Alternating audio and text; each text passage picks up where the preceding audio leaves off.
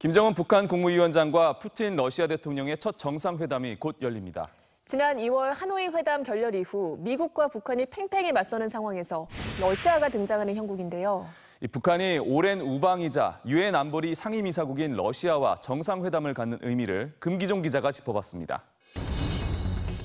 지난 17일 러시아 블라디보스토크. 김정은의 집사로 불리는 북한 김창선 국무위원회 부장이 기차역을 시찰하다 일본 취재진에 포착됐습니다.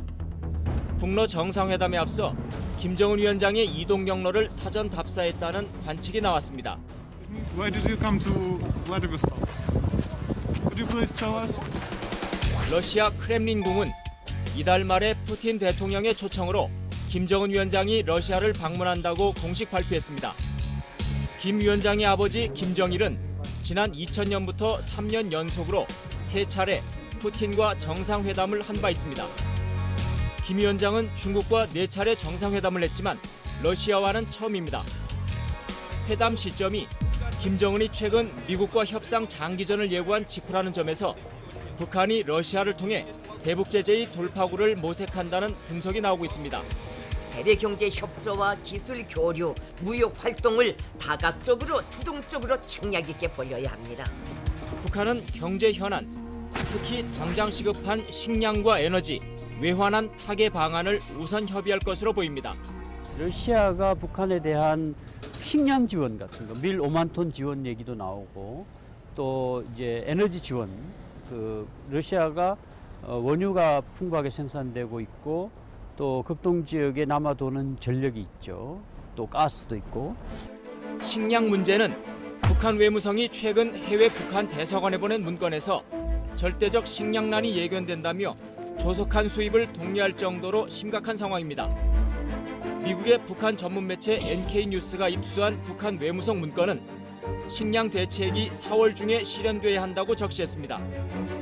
세계 식량 계획은 현재 북한 전체 인구의 41%, 1,030만 명이 영양 부족 상태라고 밝혔습니다. 러시아에 있는 북한 노동자들의 체류 연장 문제도 회담 의제가 될 전망입니다.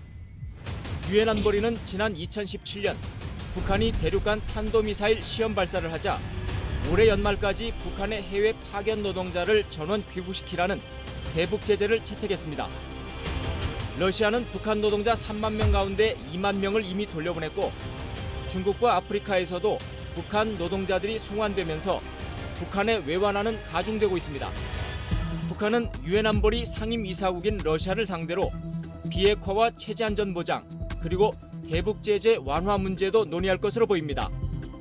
러시아는 북한이 긍정적인 조치를 단행하면 대북 제재를 완화해야 한다는 입장을 유지해왔습니다. 제재 완화 부분도 유엔 안보리가 제재를 강화했기 때문에 안보리 차원에서 풀려면 중국과 러시아가 상임이사국이니까 그 나라들의 역할이 중요하다.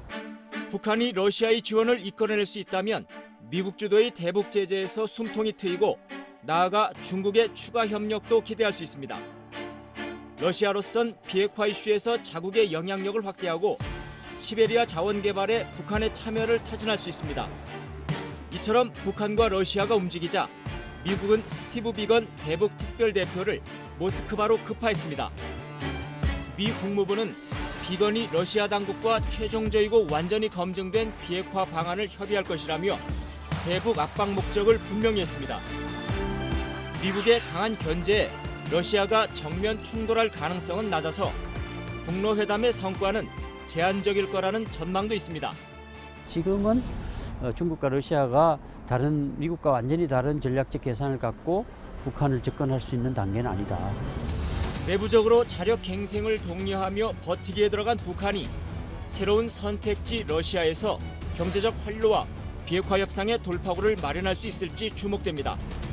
통일전망대 금기종입니다.